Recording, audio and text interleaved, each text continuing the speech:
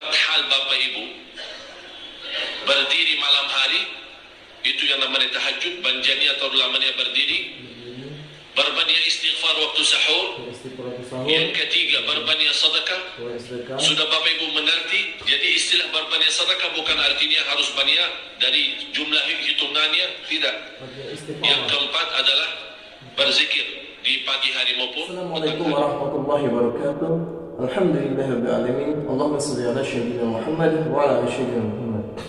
Sahabat, teman-teman yang beriman yang insyaallah dirahmati oleh Allah Subhanahu wa taala, pada kesempatan yang sangat mulia ini, mari sama-sama kita dengarkan, kita simak, kita ikuti ceramah yang akan disampaikan oleh guru kita almarhum Syekh Al-Jaber tentang empat amalan yang sangat dahsyat yang apabila kita kerjakan maka sangat luar biasa dahsyatnya untuk diri kita.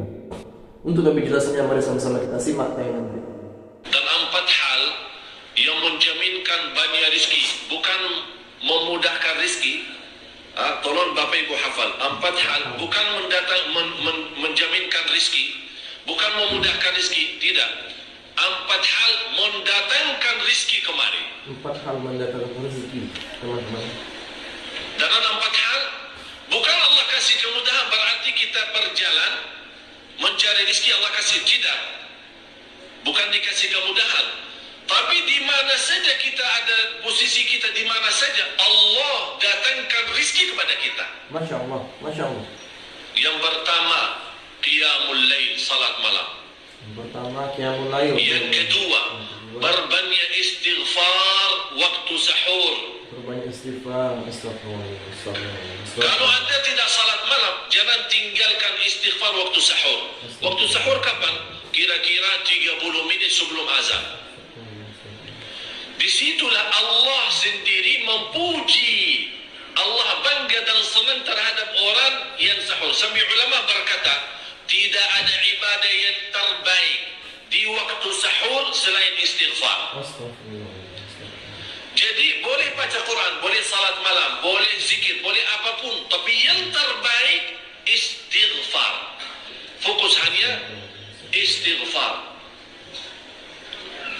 Astaghfirullah wa atubu ilaih. Termasuk istighfar Allahumma anta rabbi la ilaha illa ant, yang Bapak Ibu tahu sayyidul istighfar, yang terutama, yang paling luar biasa. Allahumma anta rabbi la ilaha illa anta khalaqtani wa ana 'abduka wa ana 'ala 'ahdika wa wa'dika mastata'tu a'udzu bika min syarri ma sana'tu abu'u laka bi ni'matika 'alayya wa abu'u bi dhanbi faghfir li fa innahu la yaghfiru adh-dhunuba. Ya Allah, kalau kita fahami doa ini luar biasa. Oleh karena itu kata Rasulullah, barang siapa yang membaca sayyidul istighfar kemudian di malam hari dengan keyakinan dia meninggal habis baca istighfar, masuk surga. Masuk surga. Berarti ini salah satu doa yang menjaminkan dengan mudah masuk surga. Masuk surga. Jadi empat hal yang mendatangkan rizki, bukan kita mencarinya, dia yang datang kemari. Apalagi saat mencari lebih mudah. Qiyamul lail, salat malam. Qiyamul lail, salat malam. Yang kedua istighfar, teman-teman. Tapi dalam bahasa, mohon maaf Bapak Ibu, dalam bahasa Arab disebut qiyamul lail. Bukan salat. Tapi kalau diterjemahkan dalam bahasa kita salat. Tapi kenapa di situ qiyamul lail? Diberikan qiyamul lail, qiyam artinya berdiri. Berarti lama. Saking lama berdiri dikaitkan jadi qiyamul lail. Qumil laila ya ayyuhal muzammil. Apa terus? Qumil lail, berdirilah saat malam. Berdirilah, bukan salatlah malam, tidak, berdirilah malam hari. Itu dahsyatnya di situ berdiri. Qiyamul lail. Yang kedua, berbanyak istighfar. Yang ketiga, berbanyak sedekah. Berbanyak sedekah, teman-teman. Sebenarnya bukan istilah berbanyak sedekah. Kadang-kadang orang bersedekah 100 juta, udah saya sudah bersedekah 100 juta. Bukan itu. Bukan yang dimaksud berbanyak sedekah itu dari sisi uang itu banyak atau sedikit, bukan. Yang dimaksud rahasia sedekah, ta'ahudus sedekah, istiqamah bersedekah. Istiqamah. Istiqamah. Itu tidak menjadi masalah besar maupun kecil. Itu tidak menjadi masalah. Karena bagi Allah tidak ada artinya besar maupun kecil. Kita tidak memberikan kepada Allah. Karena Allah Maha Kaya. Tapi rahasia sedekah itu kita terus menerus sedekah. Siang, pagi, malam, siang, pagi, malam, pagi, besok, terus minggu depan. Tidak pernah berhenti. Setiap ada kesempatan selalu kita membawa sedekah. Itu namanya ta'ahudus sedekah. Ta'ahud kalau dalam bahasa sebuah janjian. Seolah-olah kita ada kontrak kerjasama antara diri dengan apa? Dengan sedekah. Itu kata ta'ahud, ahad, berjanjian. Saya berjanji. Seolah-olah ada perjanjian antara kita dalam sedekah. Jadi tidak boleh terlepas dari perjanjian. Seolah-olah kita menghormati perjanjian. Bagaimana menghormati kita terus?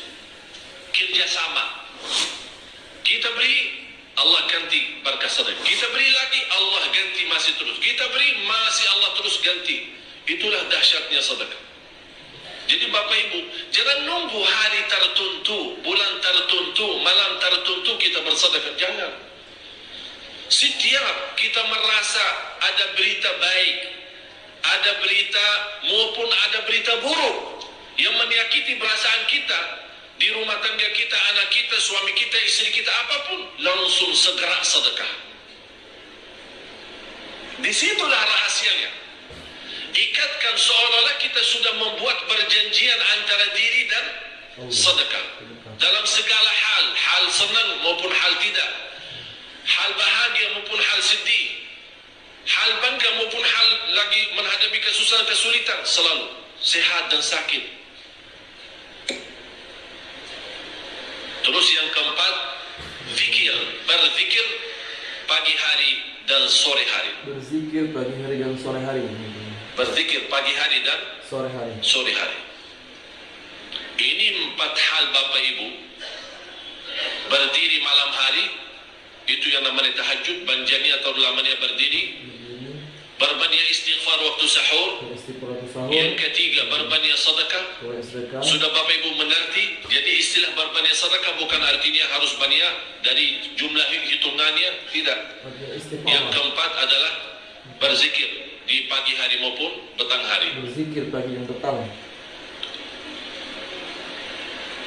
Amman huwa qanitun ana al-laili sajidan wa qa'iman. Sajidan wa qa'iman. Jadi Bapak Ibu, saat kita berdiri lama, walaupun baca satu ayat, diulangi berkali-kali. Walaupun baca surah pendek, tapi diulangi berkali-kali, tidak menjadi masalah. Bapak Ibu hanya hafal qulhu. Qulhu dibaca 3 kali, pahalanya seperti baca Al-Quran 30 juz. Ada seorang saleh mengajak kawannya, sudah mendekati subuh, ayo bangun, salat malam dan baca sepertiga Al-Quran. Langsung orang itu menjawab, bagaimana saya baca, sebentar lagi mau azan. Bacalah qul huwallahu ahad. Salat malam dengan qul huwallahu ahad. Jadi Bapak Ibu, yang saya harap, jangan susah fikir, ya Allah saya mau baca apaan. Tidak usah susah fikir. Baca dan nikmati, yang penting nikmati bacaan. Walaupun qul huwallahu ahad setiap hari. Kalau kita bosan baca, Allah tidak akan bosan mendengar. Malah Allah paling senang mendengar bisikan bacaan dan bisikan doa kita malam hari.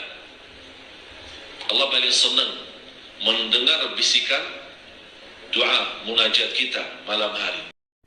Alhamdulillahirrahmanirrahim. Sahabat yang beriman, itulah tadi ilmu yang disampaikan oleh guru kita. Mudah-mudahan bermanfaat, mudah-mudahan dapat kita amalkan 4 amalan ini, yaitu yang pertama yaitu qiyamul lail, yang kedua memperbanyak istighfar, yang ketiga bersedekah, kemudian yang terakhir yang keempat zikir pagi dan sore. Mudah-mudahan kita dapat mengamalkannya, mudah-mudahan kita dapat istiqomah. Semoga apa yang kita inginkan cepat dikabulkan oleh Allah Subhanahu wa taala. Mungkin itu saja yang bisa dapat sampaikan. Saya akhiri. Wassalamualaikum warahmatullahi wabarakatuh.